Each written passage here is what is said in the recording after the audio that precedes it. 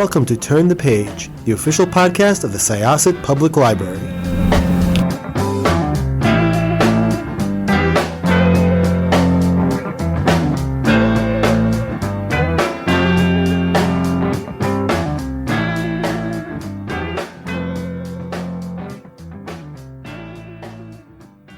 Hi, this is Jessica from Syosset Library. I am here with Turn the Page podcast and very, very excited to have the author Kaira Rouda here, who wrote a book that you will be thinking about for a while.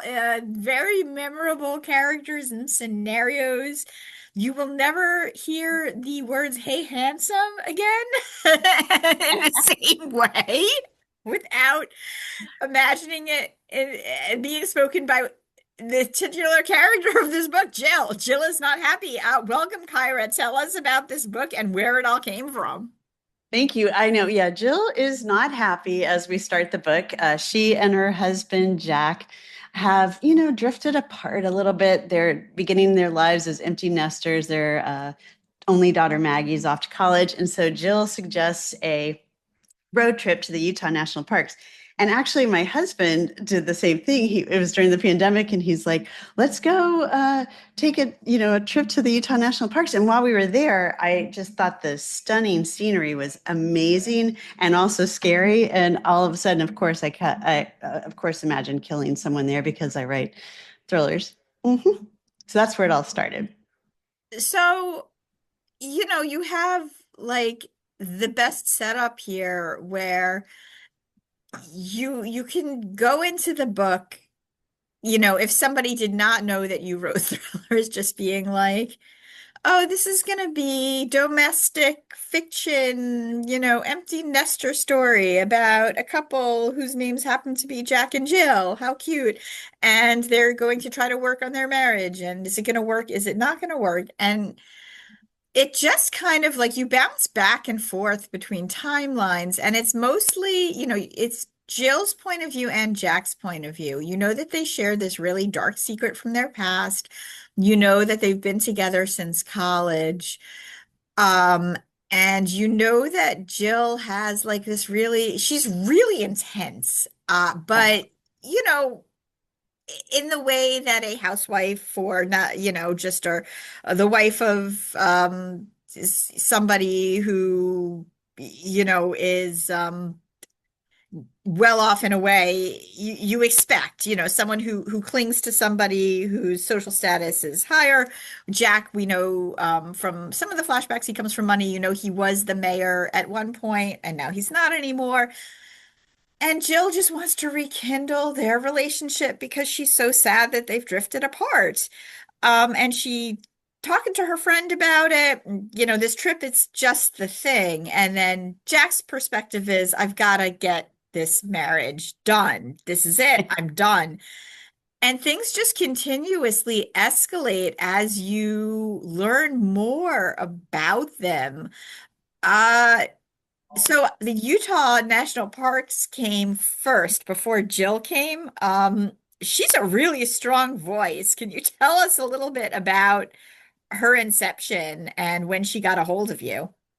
Yeah, I tend to write character-driven stories. So usually a setting will pop into my head and a character at the same time. So Jill kind of popped into my head at the same time. I also like the whole notion of the perfect marriage being the perfect illusion.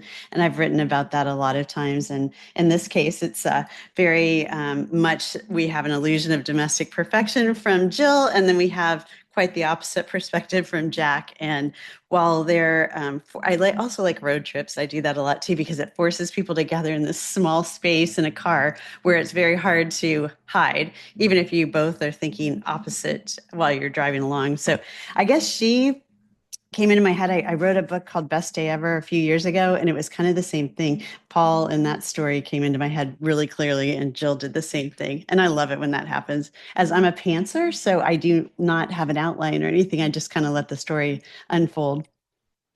Yeah, that was what I was going to ask you next. I mean, other than Jill existing and knowing where the road trip was going to go, how much of it was you taking this trip with her? I think it's like so it's so much fun to just kind of hear the different ways that authors put their things together. Like I'll speak to authors who are like, I must plot everything. And then I'll speak to authors that are like, yeah, I have no idea. I don't know. I'm literally as surprised as you are sometimes when the plot twists happen. Completely. Yeah, that's my side of the world. I don't like outlining. I never have. And my characters tend to flatten out if they know where they're going. But if I can kind of go along for the ride with them, quite literally on this road trip part, it's the best feeling. And all of a sudden they'll do something that completely shocks me. And sometimes I have to close my laptop and go running downstairs because they're terrifying at times. Yeah. So Jill's backstory, were you aware of where she had come from before she met Jack as well? Or just one day you're sitting and you're writing and she's like, And guess what? That's what, yeah. No, actually, I didn't know her backstory. I knew that she had always been a little desperate, even since college, when she was looking for Mr. Right. And in her mind, she kind of pictured herself as like a 1950s housewife. She really does. Like she even wrote a book that I'm going to be handing out on book tour. It's Jill's 10 Tips for Happy. I need this book so much. Oh my I, God. So because this is audio only, this is like the picture of just I don't know how else to describe it. It's like a Grace Kelly-esque woman and like this perfect dark-haired man. And man, that is beautiful. And that is 100% how she sees herself. It really is. So I mean, on the back of the of her tip book, she's very proud of her book. She wrote, "Happy wife, happy life. Remember, dears, the way to a man's heart is through his stomach. One carefully prepared salad at a time. For more of my happy marriage tips, please read Jill is Not Happy." Anyway, and I also have it on my website too for people to see. But she actually goes around in life from it's funny to be living in her head for writing the book. She sees herself like that, like the perfect housewife, and everything is, candles and china and the perfectly set table. So I thought it would be fun for her too. And I didn't have a choice. She told me she was going to write a booklet. So there you go. I mean, for sure. And I think like one of the best things about that whole standard is that it never really existed to begin with. Right. It was not like studies and interviews. It was so not real. Right. It was created by the ad agency world, right? Because It was. they're creating consumers. So there's the flight to the suburbs, and then it kind of overlaps with what does it mean to be the perfect consumer in the Mad Men's world, right? And so Jill's completely still bought into that, and and she wants to believe that that's the world she's living in, and when of course it's quite the opposite. It is. And I think like one of the other things, you mentioned, because I talk about how she met Jack in college, and it just reminds me a little bit of, and she was very desperate. And she has a best friend, by the way, who I'm absolutely just curious how aware Michelle is of who Jill actually is. But like there was this movie, and I always think about it because I was like, I don't even know what to say about it. But I do remember when I was younger, and I was going off to college, and it was like my mother was very much like, oh, you meet your partner in college, and it's like setting people up for desperation because, like that's not really necessarily how it works for most people these days. And in Right. general, it's not necessarily, realistic for numerous reasons. People are living their lives very differently. College is very different, but it does remind me of this movie. Now, my mom was of the 50s, 60s, era, going to college, had me in 1979. But there was this movie with Jane Fonda and Anthony Perkins called Tall Story, and the premise of it was that Jane Fonda, and I think this might have been her first ever movie. It came out in 1960. I'm looking it up right now. But the Okay. premise of it was that she's very tall and she decided when she goes to college, because the only reason you go to college is to meet a man. And she says that several times throughout the story, that because she's tall, she can't get a date. So she looked at the colleges only that had the best basketball teams and found the guy that was taller than her, and this was the person she was going to marry. And it made me, Jill made me think of that because she's so calculating and she's so like, okay, here's how it's going to work. Mhm. And then Jack completely falls for it at that age. Completely. Yeah. And I mean, it was actually based on a woman that I knew back in college who had like a list on her wall of guys that she would be watching in the quad. And I'm like, what is that? And she's like, oh, I'm going to marry one of these guys. So Jill actually, yeah, came from that little story as well. But it was true. I mean, that's where you met my mom and dad met in college. That's where they, fell in love and got married. I think that was considered your chance to You go find to get your who to meet. MRS is what they Yeah, would say. exactly. Yeah. Yeah. Yeah. And so, and Jill's all about that. She really doesn't have aspirations beyond that. I mean, she does do some freelance writing and stuff, but her aspiration is the MRS, and Jack's clueless. And she's just, but that's the thing, like, while we're taking this trip with her, it's very clear. And I don't want to make it sound like this is just a one note book because it's not. Things just keep unfolding. And every time you kind of look at both of their stories and look at things from Jill's perspective and look at things from Jack's perspective, and Jill will make like a throwaway comment, and you're like, wait, you did what? What? Um, it is very obvious that no, her aspirations are to keep her husband at any cost possible. Exactly. Bottom line, you're not going anywhere, Jack. You're mine. And you always have been since the time I spotted you back And in. Maggie, their daughter, is kind of like stuck sort of as collateral almost, it feels like, like she was part of the package of keeping her man. Yeah.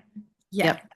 And now she's off to college, so she's kind of out of the range of the nest, and that makes Jill very unsettled as well. Because the thing that Jill and in her character, she likes to be in control. I mean, that's her bottom line. Is as long as she can control the narrative, she's happy, and that's why a lot of this book she is just not happy because someone else is trying to control the narrative. So just kind of going back to something I mentioned before, so she does have like a friend. Yes, she does. She does. And this friend has been with her through college, and I'm just kind of curious, like, what did you see as that character's role in this for the reader and for Chill? For the reader, I think she is a normal person living in Jill's wacky world. And Jill kind of uses Michelle as she's not telling her best friend the truth, but she's telling her the truth that she wants Michelle to see. And then by way of that, the readers too. So she's kind of using Michelle as, I don't know, to soften the edges of what she's really up to, I would say.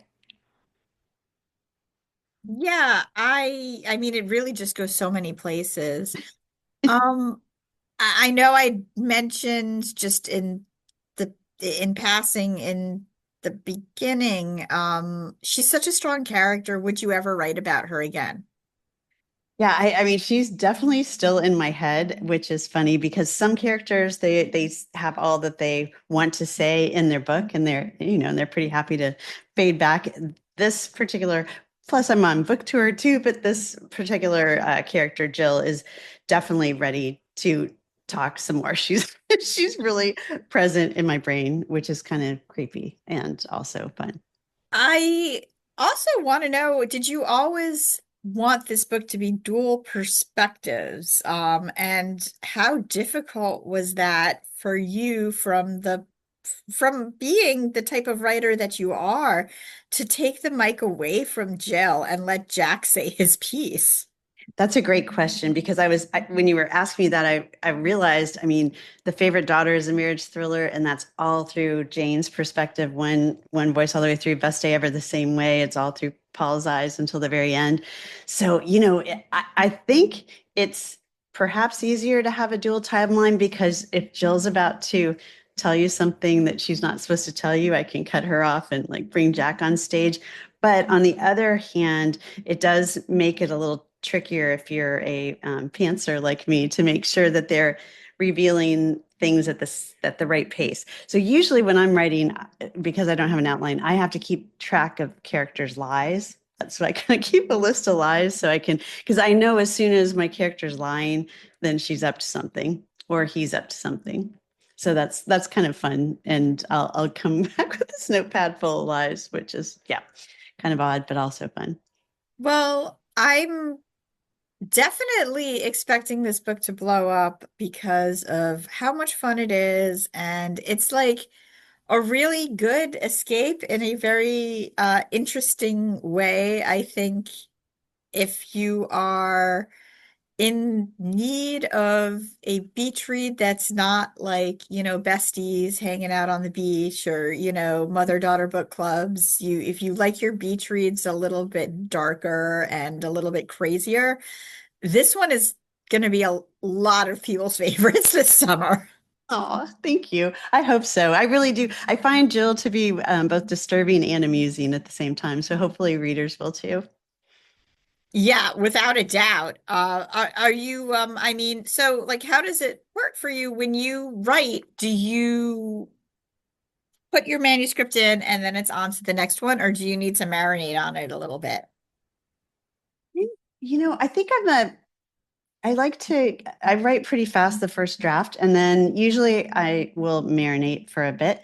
And I've learned that my editors are great, and whatever feedback they have is so valuable. With Jill is not happy, it was a pretty quick acceptance, which is so fun, because I really did feel great about this story. And when you have that validation from your editor, who's like, "Oh my God, I love this!" Like, she read it in 24 hours and wanted to option, like, buy it. Was exciting. So that was a fun process. It doesn't always work like that, but this book did. Well, I cannot wait to recommend this to people. I am recommending it to you right now. It's so funny because I had dinner with some friends the other night, and it's like I wanted to just spoil everything for them, but all I said, I'm like, oh my God, I just finished this absolutely bonkers book that you're gonna have to read as soon as it comes out.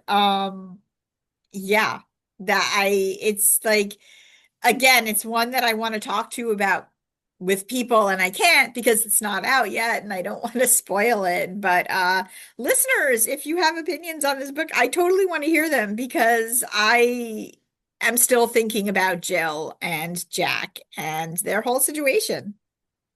I love that. I mean, that's the best praise you can get from anybody. So thank you very much, Jessica, because it makes me happy when other people are thinking about Jill too. All right. My name is Jessica once again, and I'm here with Kaira Rouda. Jill is not happy. What is the pub date exactly? June 10th. So check it out. This book is going to stick with you for a while, and we are going to close this chapter of Turn the Page. It's time to close this chapter of Turn the Page. Join us for the next episode.